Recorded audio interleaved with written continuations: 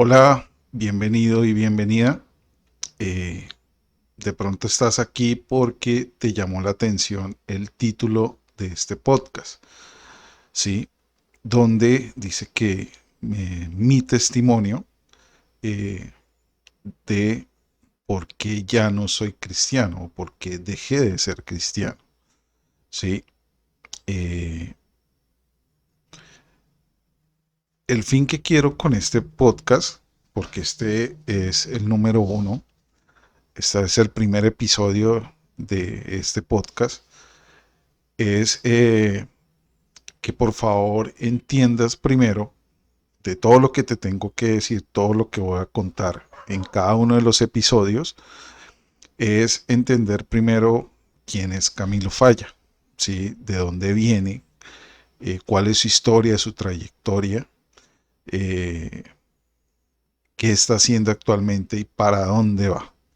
¿Sí? Para que entiendas el contexto de todo lo que voy a estar compartiendo en cada uno de los episodios.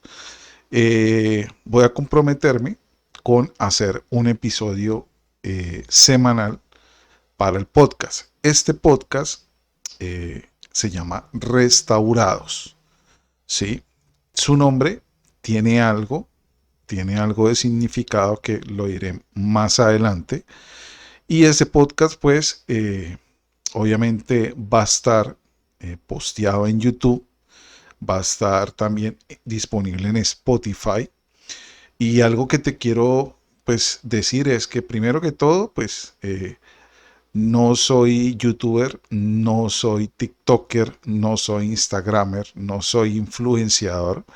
Soy una persona del común y corriente eh, que quiere compartir eh, algo que me ha nacido, que de pronto puedes estar pasando por esto o estás estancado, lo mismo que me sucedió a mí, y quiero compartir todo esto, ¿sí? De pronto para que puedas entender y darle una salida, comprender por dónde es que tienes que coger, por dónde es el camino y no quedarte estancado ni estancado, ¿sí? Entonces te invito para que escuches muy atentamente este primer episodio, que es mi testimonio de por qué tomé la decisión de ya no seguir denominándome cristiano. ¿Listo? Tómate tu tiempo, te invito a que te hagas un café, un té, una cerveza fría, un vino, no sé, y te tomes tu tiempo, colócate tus audífonos o que nadie te interrumpa y puedes verlo las veces que tú quieras. ¿Listo? Yo sé que acá voy a hablar de muchas cosas que solamente conoce el Padre y conozco yo. Otras cosas las conoce el Padre, las conoce mi esposa y las conozco yo. Y las voy a compartir con ustedes, ¿sí? Porque es mi testimonio. Y eso es lo que quiero compartir. ¿Listo? Es un testimonio personal. Y pues yo entiendo, si a ti no te llama la atención nada de esto, pues puedes seguir. ¿Listo?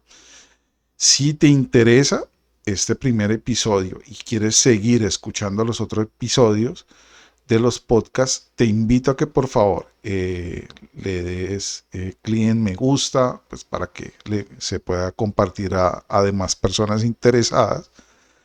Le des a la campanita porque te va a avisar cuando yo postee cada uno de los episodios y puedas seguir el hilo de este podcast.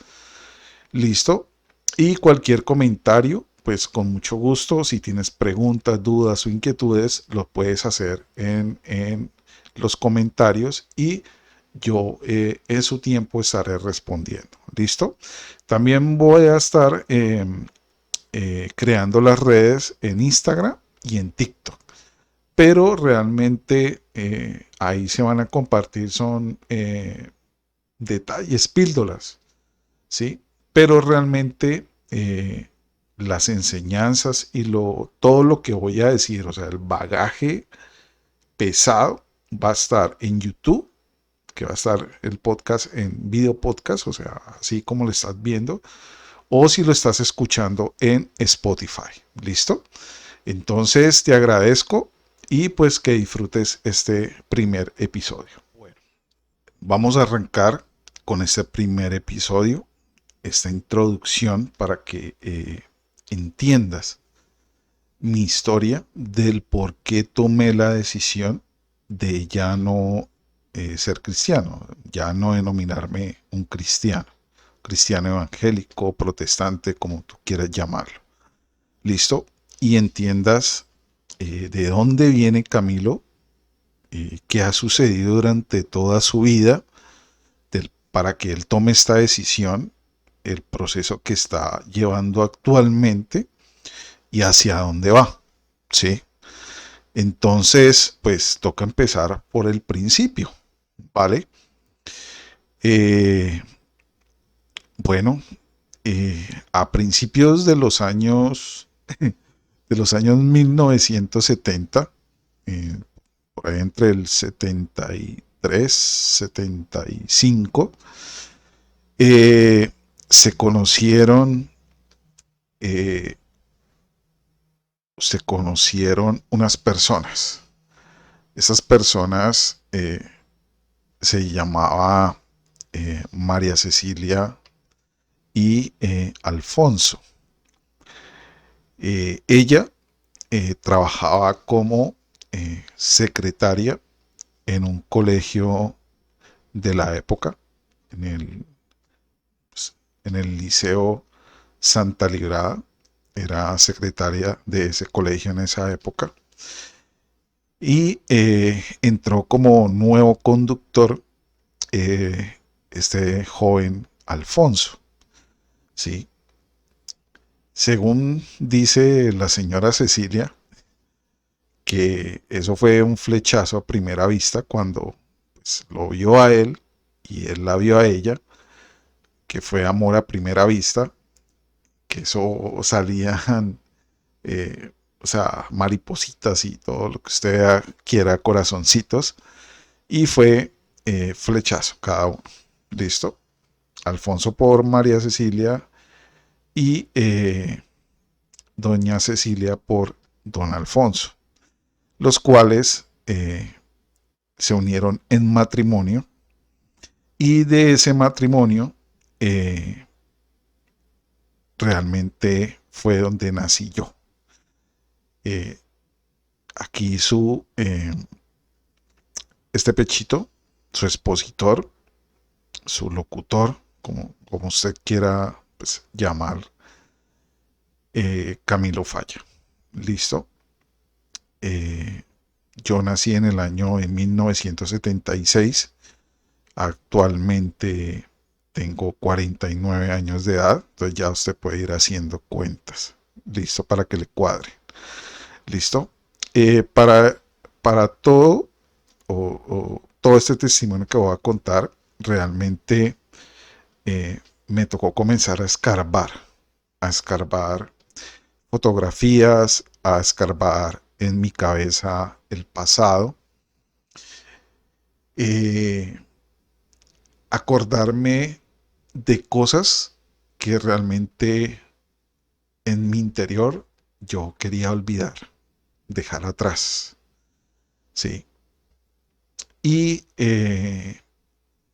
el Padre me hizo recordar cosas que ni yo, digamos, o sea, ya había olvidado o ni recordaba, realmente estaban allá, realmente cosas que yo no me acordaba.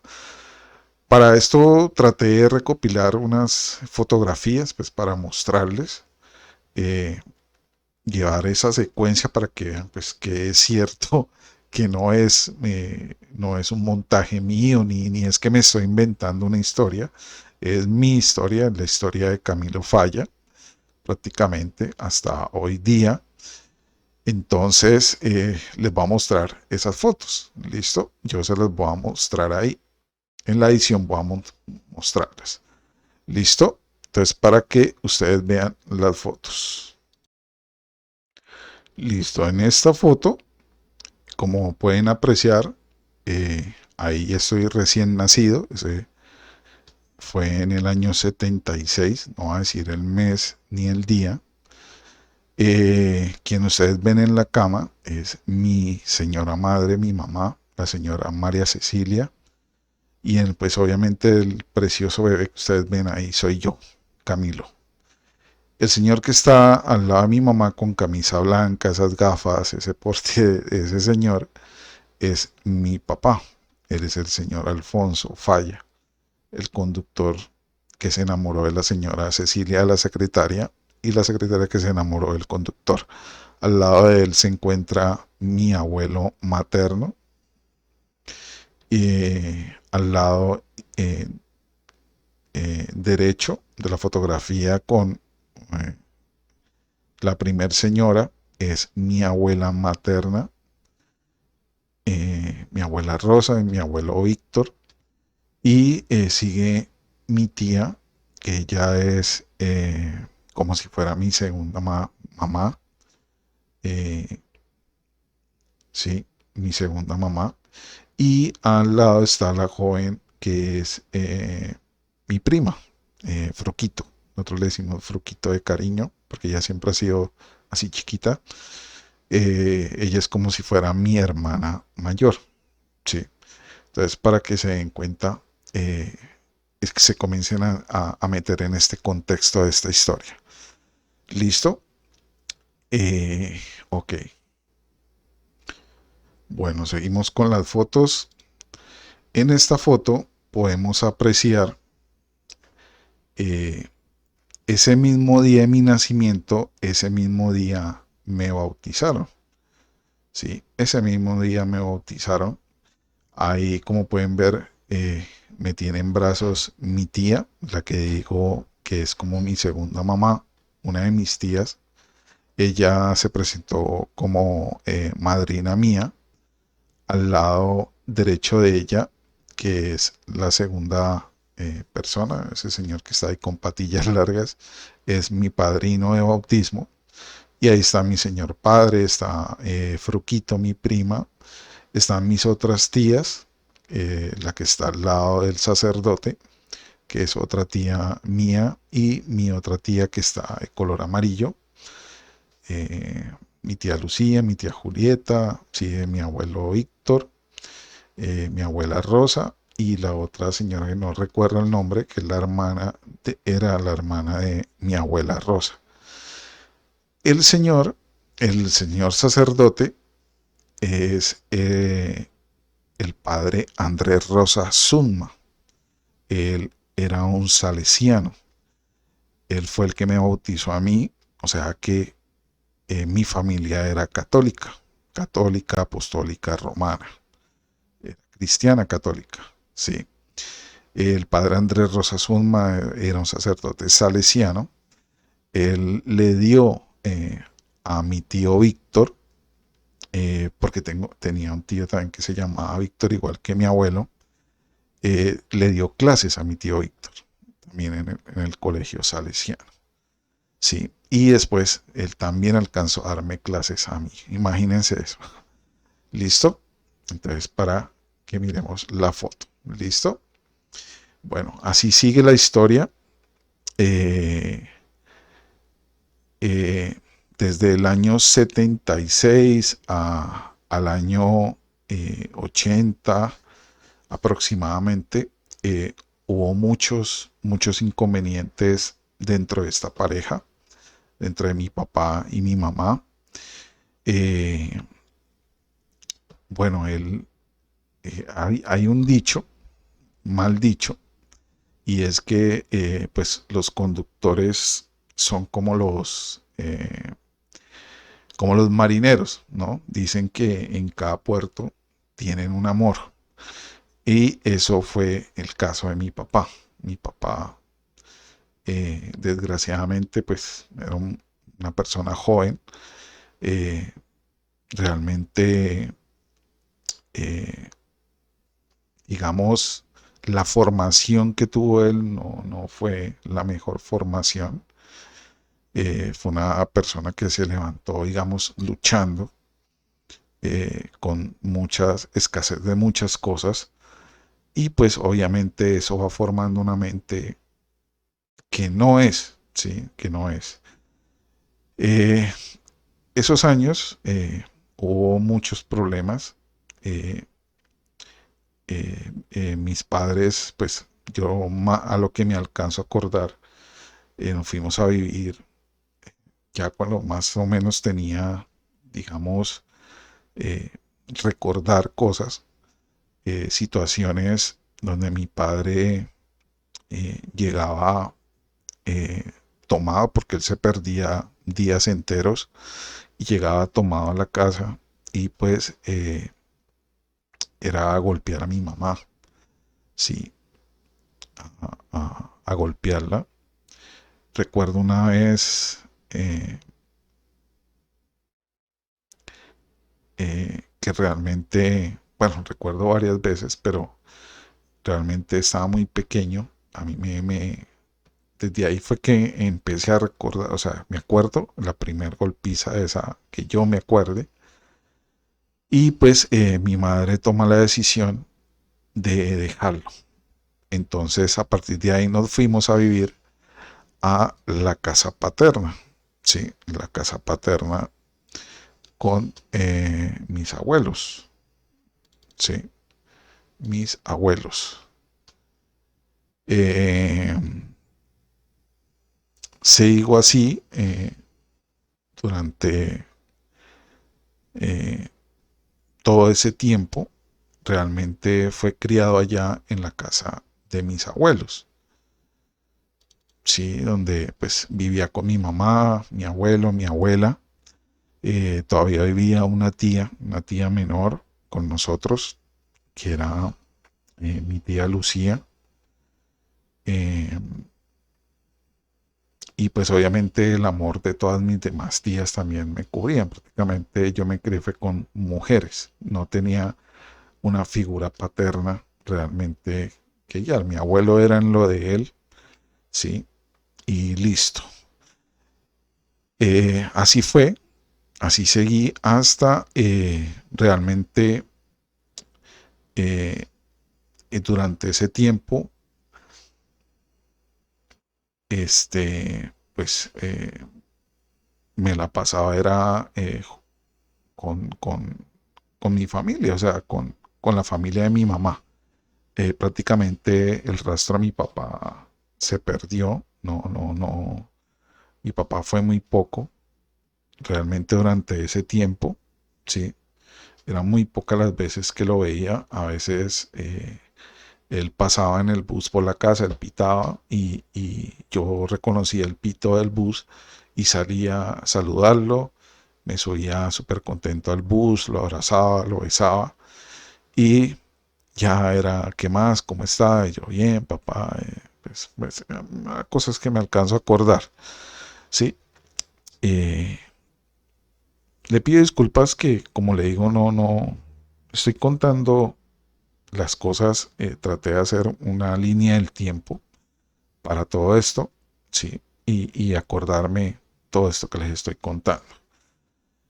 Eh, Toda mi niñez fue así hasta los 6 años, cuando llegaron mi cumpleaños de los 7 años, que eso fue en el año 83. Ya en el año 83, acá como ve la fotografía, ese fue mi cumpleaños 7 añitos cumplía ese, ¿sabes? Ahí estoy con mi mamá, está mi abuela Rosa, mi abuelo Víctor, estaba muy contento. Para mí ese año, eh, o sea, ocurrió algo pues que no sé cómo explicar, no me acordaba de esto, como le dije, el padre me hizo recordar cosas que yo había olvidado y me acordé de esto, realmente eh, ocurrió en una madrugada, no sé, me levanté al baño, no sé, en nuestra casa, al salir del cuarto al comedor, había un ventanal grandísimo y ese ventanal se podía ver el cielo, o sea, parte del cielo. y no me acuerdo, era la madrugada, no sé, no recuerdo qué hora era exactamente. Bueno, con 7 años yo no me acordara qué horas era, pero era la madrugada. Yo me levanté y me quedé, cuando comencé a mirar el cielo, volteé así, mirar el ventanal y veo que comienza a caer lenguas de fuego, lenguas de fuego. No estaba lloviendo, no estaba, había tempestad, nada, no, el cielo estaba completamente limpio, lindo, o sea, lindo.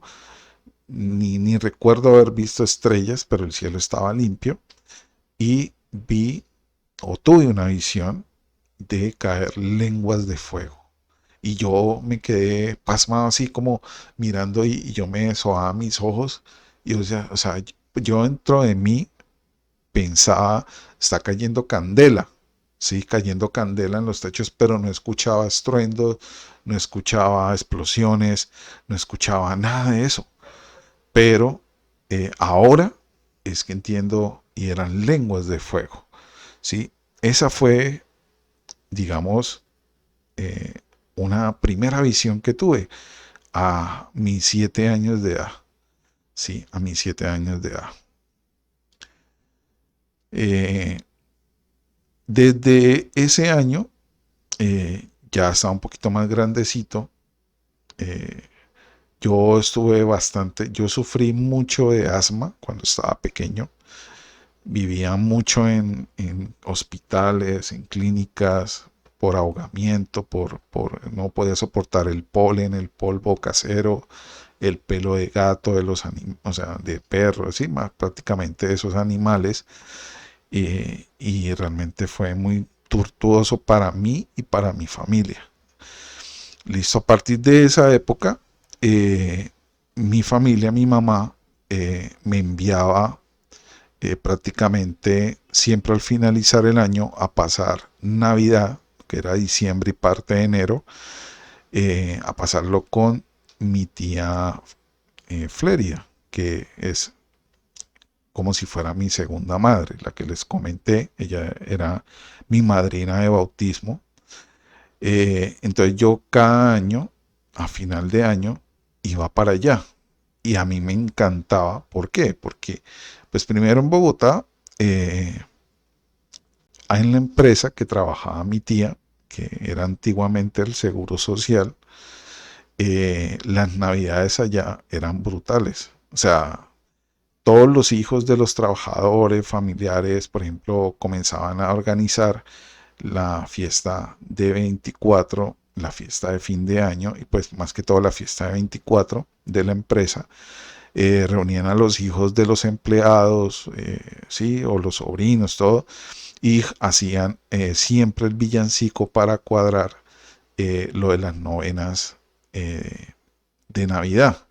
Entonces era muy bonito, era muy, muy lindo porque nos juntaban a todos los niños, comenzamos a hacer los ensayos de los villancicos para prepararnos para la novena de diciembre, todas esas novenas. Y obviamente pues todas las noches que hacíamos la novena cantábamos, nos daban buñuelos, nos daban natilla, postres, dulces, nos daban unos regalitos. Era muy chévere compartir con otros niños, ¿sí? Entonces para mí era muy, muy bacano pasarla allá donde mi tía en Bogotá, era otro ambiente, era otras personas, ¿sí?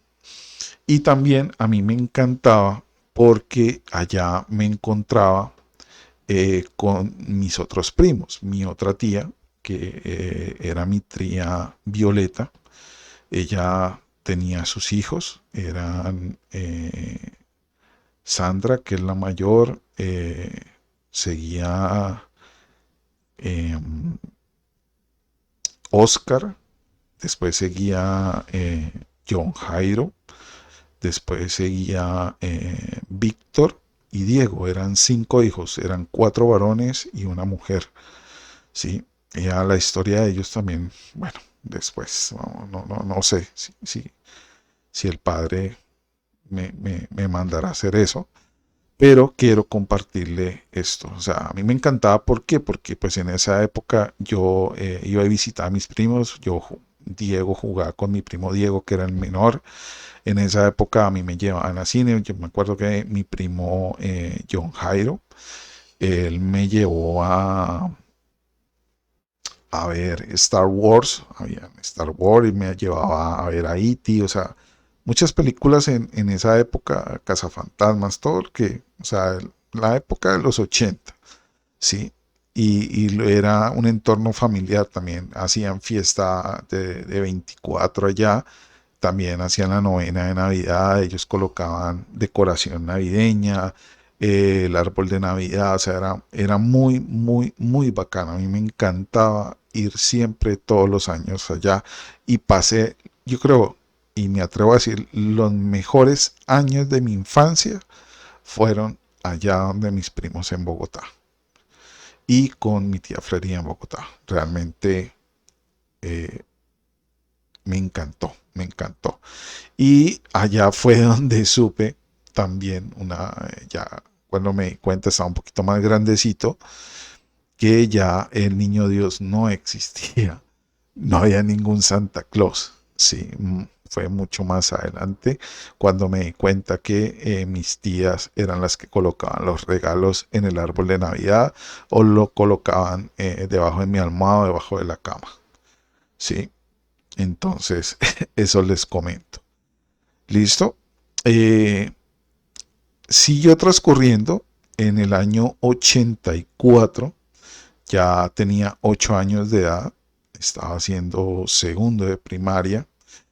Ese año, eh, pues volví, la pasé donde mi tía Flería en Bogotá y donde ella vivía, eh, ella rentaba, o sí, rentaba uno de los cuartos del apartamento de ella. Ella en esa época pues vivía en Teusaquillo, ¿sí? Teusaquillo no estaba, pues era diferente a lo que es hoy, era muy residencial y era en un buen apartamento, y era una buena zona, de un parque enfrente, yo salía a jugar allá con otros niños, otras niñas, era muy bacano, muy chévere. Y yo recuerdo que mi tía, ella le alquiló una habitación a una pelada, recuerdo el nombre solamente de ella, yo me acuerdo que el nombre de ella era Yurani. Yurani, para esa época, yo no sé si recuerdan, los que se acuerden, de que cada 8 días en Bogotá, los domingos, hacía en la media torta, hacían espectáculos musicales, concursos, premios, todo. Era el plan familiar en Bogotá para mucha gente, muchas familias. Ir a la media torta. Ese programa lo presentaba Pacheco y el Gordo Benjumea. Eh, y Yurani era una de las modelos que trabajaba en el show, que trabajaba para ellos. Sí, era una pelada muy bonita. Yo no recuerdo exactamente la cara de ella, no, pero era muy bonita. Eh, y yo recuerdo que en una de esas ella me invitó a que fuera, la acompañara a ese show. Como te digo, yo tenía 8 años de edad. Eh, y listo, me fui con ella. Mi tía me dejó ir con ella, que sabía el tipo de niña que era. Y listo, yo estuve allá en la grabación de ese programa, estuve todo el show. Terminando el show, eh, hubo alguien que se acercó a Yurani, un señor de barba con gafas, bien presentado, bien puesto. Ellos entablaron conversación y la invitaron a almorzar. Bueno, nos invitaron a almorzar porque yo también estaba incluido ahí. Eh, Nos llevó, porque nos fuimos en un carro, en el carro de él, un carro pues bastante lujoso, no recuerdo bueno, no recuerdo la marca esa, pero era muy lujoso. Y llegamos también a un restaurante bastante lujoso, no recuerdo el nombre, pero era uno de los restaurantes, digamos, de esa época. Y llegamos, pues pedí la carta, ya, pues yo no, a mí me dieron, creo que fue un churrasco, era la primera vez que comía churrasco. Y bueno, ahí la conversación y todo eso, ta, ta, ta, ta. Y terminamos de almorzar, entonces eh, eh, la cosa era pues que nos fuera a llevar a la casa, al apartamento en Teusaquillo. Entonces allá, listo, nos llevó este hombre, llegamos, subimos al apartamento los tres, entramos al apartamento, no estaba mi tía, no había nadie, estaba solamente Yurani, el señor y yo. Listo, Yurani no recuerdo, no, o sea, yo estaba, como les digo, estaba muy pequeño, hay cosas que recuerdo y recuerdo muy bien esto. Ella se fue para el cuarto, no sé a qué, si a alistarse, a cambiarse, no tengo ni idea. Y yo me quedé en la sala con este señor. Yo recuerdo que a mí me encantaba, mi tía tenía en su casa, también en la casa de mis abuelos, este,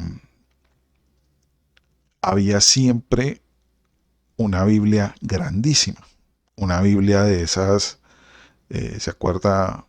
De, de hojas doradas, que son súper grandes, un mamotreto súper grande, sí, que eran grandísimas. Eh, a mí me encantaba comenzar a ver esa Biblia. Siempre, yo recuerdo que esas Biblias las abrían en el Salmo 91 o en el Salmo 24, ¿sí?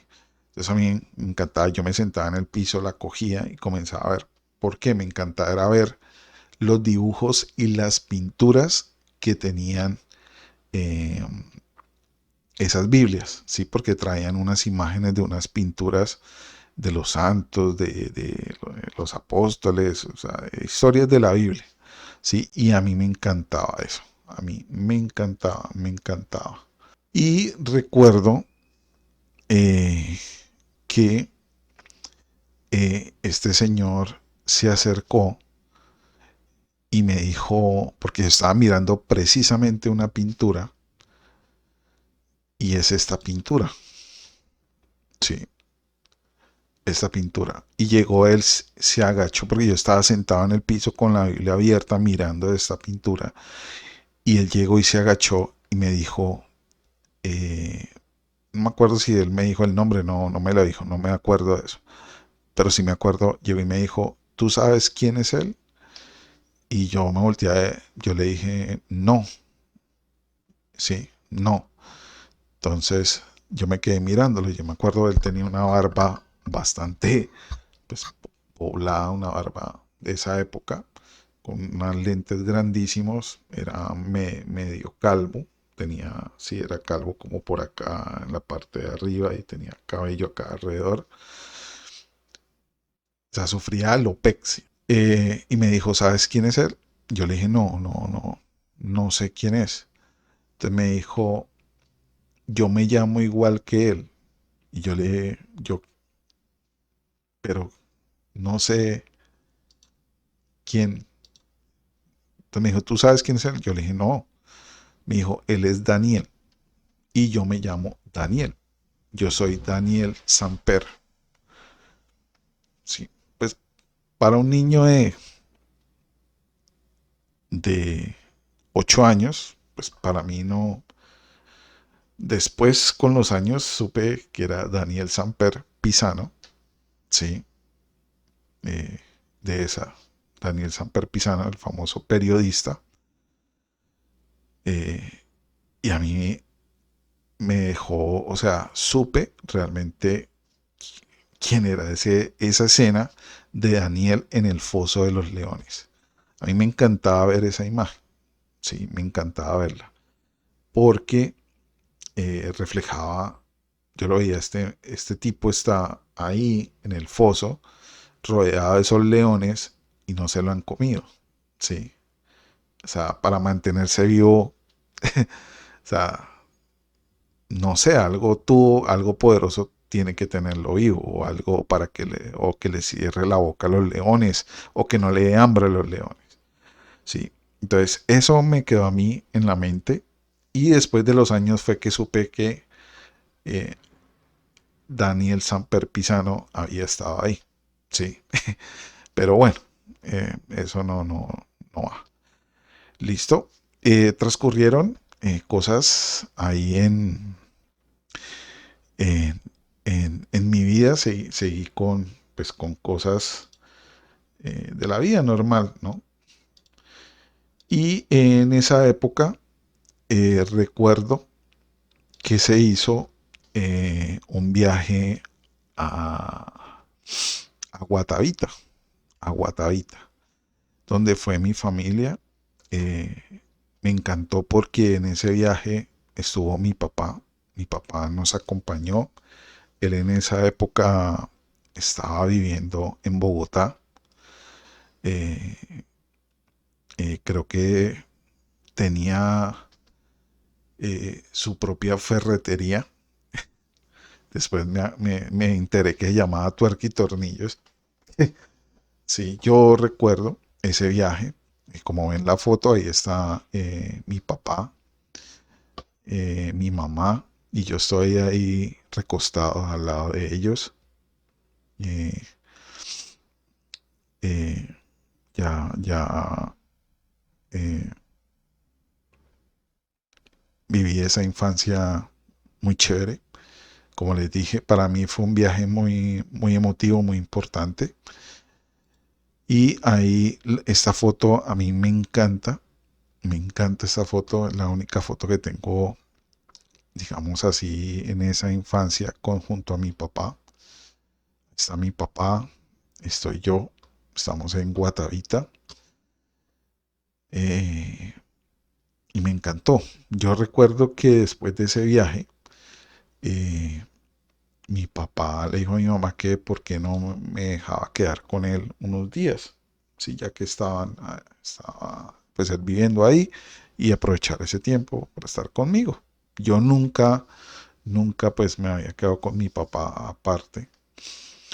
Eh, y sí, él me llevó a la ferretería, conocí la ferretería Tuerca y Tornillos y bien, listo. Estuve allá, él me regaló, recuerdo, un carro de policía de esa época, unas pilas, que eran las pilas gordotas grandes, que era, que toca colocarle como cuatro pilotas de esas para que funcionara. Y eso yo emocionado.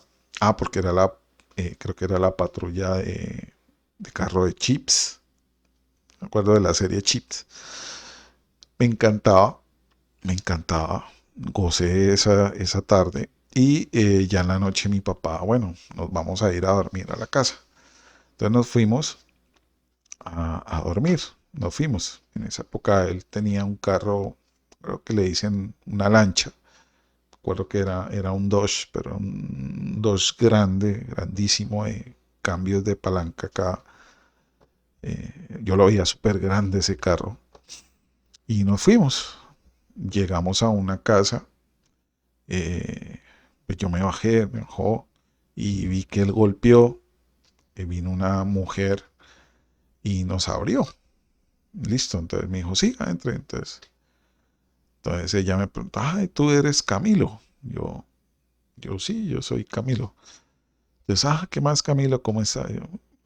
Pues, mi papá nada, mi papá se fue pues al fondo a hacer sus cosas, no sé, a mí me dejó, ella llegó y pues que si tenía hambre, esto, lo otro, servimos la cena, llegó un peladito mono, y nos sentamos a la mesa, pero yo no sabía quién era esa mujer, no sabía quién era ese niño, no sabía qué hacíamos ahí, no tenía nada de idea, no tenía ni idea qué estábamos haciendo ahí. Listo, pasó la noche, me dijeron, no, usted va a dormir con César, usted duerme, César duerme en la cama, usted duerme en la otra cama, y listo, y bueno, pues mi papá se iba a dormir con esa señora. Yo no tenía sí, ni idea. Vale, listo, eso a mí me quedó, yo me sentí mal, porque pues pues ver a mi papá que se quedaba con esa señora ya y a mí me tocaba, yo casi no dormí esa noche, yo no dormí esa noche, Eh, Al otro día, listo, realmente mi mamá fue a recogerme allá a la ferretería, como a mediodía, después de mediodía, y ya, yo no le dije nada a ella, nunca le dije nada, solo lo dejé para mí eso, no más. Y listo, ¿sí? ¿Vale? Eso quedó ahí para mí. No le dije a mi mamá ni a nadie nada de eso. Listo, así pasó el tiempo. Sí, mi papá allá, así seguimos, mi mamá y yo en la casa de mis abuelos, criados obviamente con mis tías, mis primas. Y listo, así. Pasado al año 1985, eh, precisamente mi abuelo materno, mi abuelo Víctor, tuvo un accidente. A él lo atropelló una motocicleta, eh, porque a él le encantaba, él casi no utilizaba el transporte público en esa época, no le gustaba ir en bus ni en taxi, a él le gustaba irse a pie, de la casa al centro a pie y venirse. Él nunca, nunca le gustó, eso es lo que yo recuerdo. Y desgraciadamente un motociclista lo atropelló, no lo vio en una curva y se lo llevó por delante al viejo. El viejo quedó muy mal, demasiado, recibió traumas en la cabeza, en las costillas, en sus piernas, quedó realmente muy mal. Eh, eh, de urgencias, yo recuerdo que ese día llamaron a la casa y fue muy terrible la noticia, eh, muy terrible. A mi abuelo no lo podían tratar acá en la ciudad y tocaba enviarlo para Bogotá. Ah, en esa época, eh, mi familia le tocó pagar una, un vuelo clínico, creo que le llaman, era una avioneta exclusivamente para mandarlo a él para Bogotá, porque era muy grave, acá no lo podía tratar, no habían especialistas así en esa época para todo lo que él tenía, todos los traumas que él tenía, y lo enviaron para Bogotá en esa avioneta, eh, una Clini avioneta, creo que. Recuerdo que, pues obviamente se fue mi abuela, mi tía Lucía, mi mamá también, o sea, todo el mundo se fue. Y pues obviamente a Camilo, bueno, y a Camilo con quién lo dejamos, ¿sí? ¿Con quién lo dejamos?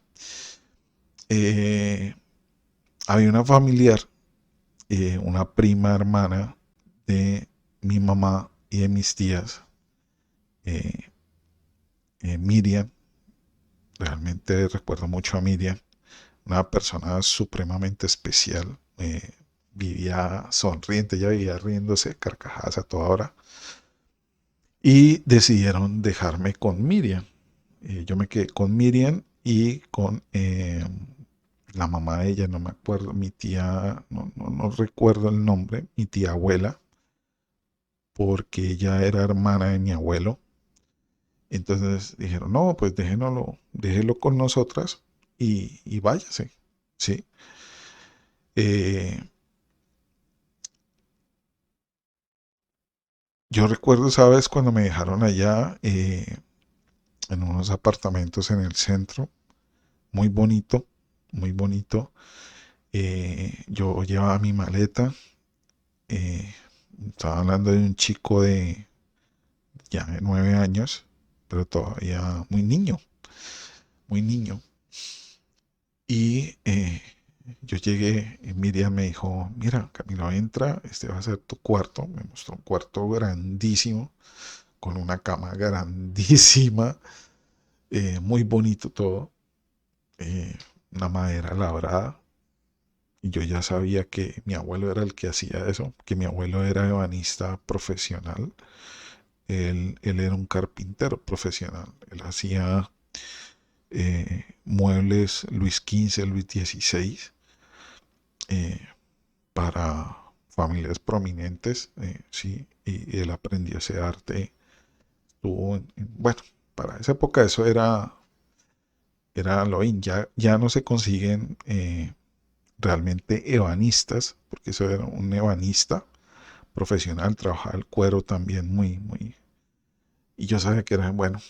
Yo me quedé esa noche ahí. Yo recuerdo eh, esa noche cuando yo vi, bueno, ese día cuando yo vi todo el alboroto en la casa, llorando, otros gritando, todo eso, eso fue, eh, yo me, yo me asusté muchísimo. Y yo recuerdo en la mesa de noche de mi abuela, ella tenía una novena del Divino Niño. Ella tenía una novena del Divino Niño.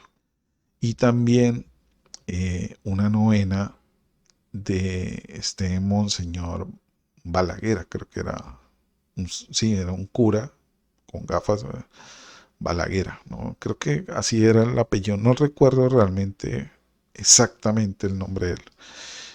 Y yo las cogí y las eché en mi bolso con la ropa. Yo recuerdo que esa noche, cuando Miriam me dijo, bueno, este va a ser tu cuarto, ya llegó la hora, a mí me da pena, pues dijo, venga a cenar, cenamos. Ya cuando fuimos a acostar a dormir, me dijo, mira, ya te puedes cambiar, puedes dejar tu ropita acá. Yo mismo cuadré mi ropa. Eh, Ella me abrió un espacio en el closet. Ese cuarto era, bueno, ella era prima mía en segundo grado. Sí, era prima de mi mamá. Eh, Ella me dijo, este cuarto es de Guillermo. Entonces yo no sabía quién era Guillermo. Pero bueno, es un señor. Y listo, yo fui y me cambié. Eh, yo saqué la novena del Divino Niño y saqué la novena de ese señor Balaguer, de este monseñor Balaguer. Y algo dentro de mí, yo quería expresarle a Dios para pedir por mi abuelo, ¿sí? Eh, Poderle pedir ayuda por él, ¿sí? Por lo que estaba pasando. No entendía, muchas cosas no entendía. Yo quiero que usted, o sea, mire, mi familia fue, mi abuelo y mi abuela fueron muy católicos, con decirles, eh, en- ella cumplía, seguía lo que era miércoles de ceniza, lo que es toda esa transición hacia la Semana Santa, las procesiones, todo lo que se hace en el mes de mayo, Semana Santa, el mes de mayo, del Día de la Virgen, todo eso, todo eso, nosotros cumplíamos, cumplíamos. ¿Y por qué cogí yo la novena del Divino Niño y la novena de este señor Monsignor Balaguer? Porque mi abuela, ella tenía debajo del lavadero, porque eso normalmente se hacían en las casas, debajo del lavadero tenía su santuario, donde tenían la Santísima Trinidad, tenían a ese señor Balaguer, tenían a San Cipriano, tenían a Señor Caído, a la Virgen María Auxiliadora, tenían, y todo con veladoras, y mantenían prendidas esas velas exclusivamente para eso. Y rezábamos el Santo Rosario. Eso era, o sea, en mi casa, con mi abuela, eso, esa era ley, era ley, era ley. O sea que yo sabía de eso, ¿sí? Y eh, por eso hice lo que hice ahí, porque eso era lo que me han inculcado. Esas eran mis creencias de ese entonces. Y yo cogí la novena del Divino Niño y pues ahí no recuerdo en si era el día uno, pues sí, para hacer. Entonces empecé a hacer la novena del Divino Niño. Esa era mi forma de yo, digamos, expresar mi necesidad a Dios, porque así me habían enseñado y así yo creía que se hacía. Sí. Y también la de este señor, Monseñor Balaguer. Entonces, eso era lo que yo comencé a hacer. Listo. Yo seguía así. eh, ¿Cuánto duró eso? Eso duró bastante tiempo. Yo creo que, yo creo que más de un mes duré allá. Mi abuelo, como le digo, estaba bastante grave, bastante grave. Eh, de ahí, subimos, pues vinieron por mí, tocó subir a Bogotá, donde tenían a mi abuelo hospitalizado. Creo que eh, no recuerdo si, no recuerdo el nombre de la clínica, era una clínica muy prominente de Bogotá, no me acuerdo, era especialista y habían muchos especialistas y realmente el parte médico para mi abuelo no era muy bueno. Él, según los médicos, ya no volvía a ser el mismo. Ese señor que ustedes vieron en las fotos, grande, cuajado, así popocho, eh, echado para adelante, ¿sí? Eh, que no se aminoraba de nada, realmente no volvió a ser él. El golpe le afectó a él, realmente, como puedo decirlo bruscamente, se le saltó la pista. Él a veces me confundía con uno de sus hijos, que también se llamaba Camilo, un tío mío. Eh, este tío mío, él perdió la vida muy joven. eh, bueno, no sé, se cree que se suicidó y él me confundía con él. Él a veces me decía, Camilo ya fue a arrear el ganado y se quedó en ese tiempo, así. Y él comenzó a atrofiársele sus brazos, sus piernas, sus manitas, ya eran todas recogidas, los deditos así, él ya no podía abrir.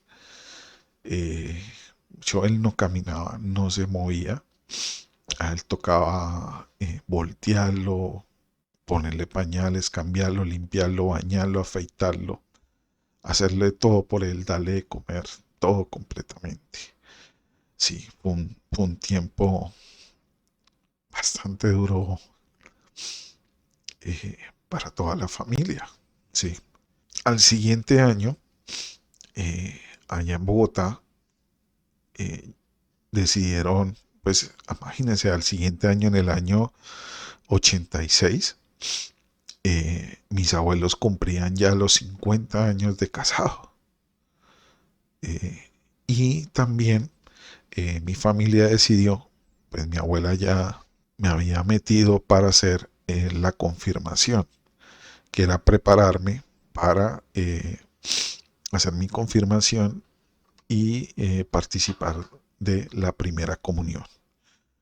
Entonces, ese año, en el 86, se hizo la fiesta de celebración de los 50 años de casados de mis abuelos, en Bogotá. Y también ese mismo día se celebraba mi primera comunión, mi fiesta de primera comunión. Se celebró allá con toda la familia.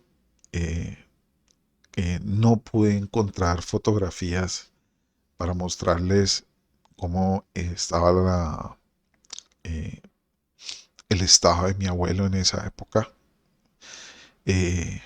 Las fotografías de la fiesta que se hizo y mi fiesta, no pude encontrar esas fotografías para compartirlas con ustedes. Realmente no. Hay muchas fotografías que no, demasiadas fotografías que no encontré. Como les dije, me tocó comenzar a revolcar, a escarbar, a buscar, a rebuscar, eh, para este testimonio. Sí, ese año, eh, eh, hice mi primera comunión, mis abuelos quedaron allá, mi abuela venía con una deteriorándose y comenzó a presentar unas dificultades en su aparato digestivo. Yo creo que pues por la presión y el estrés de cómo veía a mi abuelo, de las cosas, ¿sí? Que realmente le habían cambiado su vida. Sí, ya, ella era el viejo que ella amaba y pues él también la amaba mucho. Ese año yo recuerdo, o sea, ¿por qué lo recuerdo? Bueno, lo recuerdo por eso, por mi primera comunión, por los 50 años de casados de mis abuelos, por mi primera comunión, que era la primera vez que utilizaba un traje, traje blanco, y porque ese año fue el Mundial de Fútbol de México 86. Yo sé que a muchos no se les olvida ese Mundial de Fútbol, porque digamos fue el boom donde salió a relucir Maradona, sí, con México 86.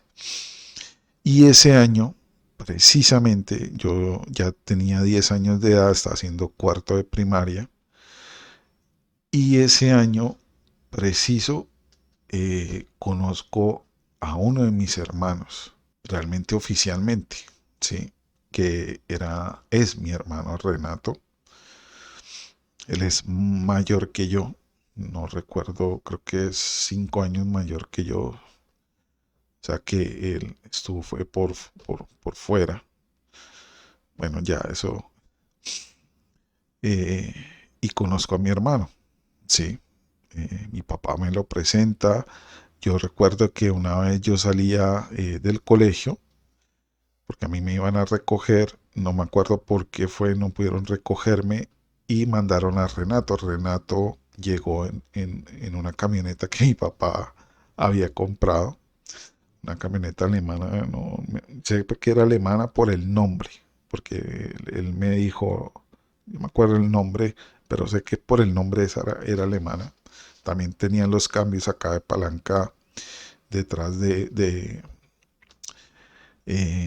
tenía 3 cambios detrás del timón, del volante, y una camioneta, creo que era verde azulada, y fue muy bacano porque pues bueno, interactué con mi hermano, dijo camine, íbamos para la casa, nos fuimos, y él me llevó a dar una vuelta, por ahí llegamos a un campo y me dijo, ¿quiere manejarla? Y yo le dije, ¿verdad?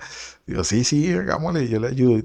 Y eso fue un caso, fue una interacción ahí con mi hermano oficialmente presentado, y para mí fue eh, realmente, eh, digamos, fue el hermano que yo siempre quise tener, sí, pero desgraciadamente eh, nunca pudimos vivir juntos, nunca se dieron las cosas para eso, sí, para eso. Bueno, eh, ahí pasó ese año y pasamos al año 1987. Ese año ya mi abuela venía preparando cosas. Yo venía de unos colegios, pero ella quería que yo entrara al colegio salesiano. Y ella se encargó de muchas cosas y me consiguió cupo en el colegio salesiano. En esa época, abrir cupo o tener un cupo para entrar a ese colegio, que era uno de los colegios, digamos, prominentes de la ciudad, era muy difícil, muy difícil. O sea, usted entrar a ese colegio, usted tenía que ir a entrevista con el rector, con los profesores, con la psicóloga, tenía que ir su familia, usted, y le hacían una preentrevista, que era una prematrícula, a ver si lo iban a recibir, ¿sí? Pero ya no sé mi abuela qué fue lo que hizo, que de pronto, por lo que les comenté al principio con el padre Andrés Rosa Sudma, ya conocía a mi familia, de pronto fue, digamos, la persona que ayudó para que sucediera esto, ¿sí? Digo yo, no, digo yo porque a mí nadie me, Yo solamente, digamos, ato puntos, ¿sí? Ato cabos.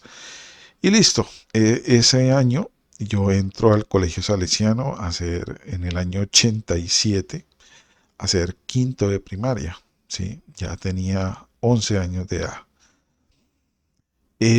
Para mí, yo siempre había estado en colegios, pues, colegios pequeños, sí, muy colegios pequeños. Pero entrar al colegio salesiano fue, y sobre todo porque yo también quería, mis primos de Bogotá, los hijos de mi tía Violeta, ellos estaban estudiando en el Salesiano de Bogotá, que allá se conoce como el León 13, en el León 13. Ellos también entraron allá y estudiaban allá. Entonces yo también quería entrar al colegio salesiano. Y listo, se dio eso, la entrada bacana, hacer quinto de primaria. Para mí me pegó un poquito duro porque era un colegio supremamente grande, es un colegio supremamente grande y la cantidad de chinos, pues era un colegio para varones, cantidad de chinos, y lo bueno fue que allá también encontré unos primos míos en segundo grado, eran familiares por parte de de mi abuelo, y me fui a encontrar con ellos. O sea, fue bacano y también allá estudiaban amigos del barrio, o sea, del barrio casi la mayoría estudiaban allá. Entonces era muy bacano porque ya la ida nos íbamos a pie y pues eso era la patota. Eso eran como, éramos como 15, 20 chinos que nos íbamos a pie, iban pasando de casa en casa, cada uno venía y así íbamos. Y la jornada en la tarde, la jornada de primaria estudiaba en la tarde y era completamente llena en el colegio. O sea, le estoy hablando que habían cuatro quintos, ¿sí? Imaginen, cuatro quintos. Habían, allá era desde el grado, creo que es tercero o segundo, desde el grado segundo, creo. Habían cuatro segundos, cuatro terceros, cuatro cuartos y cuatro quintos, ¿sí? Imagínense, eso era grandísimo. Habían como unas cuatro canchas de microfútbol, baloncesto, el campo de fútbol, estaba la capilla. O sea, un colegio supremamente grande. Para mí era muy grandísimo, muy grandísimo. Y pues la mano de chinos. Y la calidad de profesores. Sí, no estaba acostumbrado tampoco a esa calidad de profesores. Entonces para mí fue un cambio muy drástico en muchas cosas y pues veníamos con los inconvenientes pues con lo de mi abuelo y la salud de mi abuela que se venía deteriorando.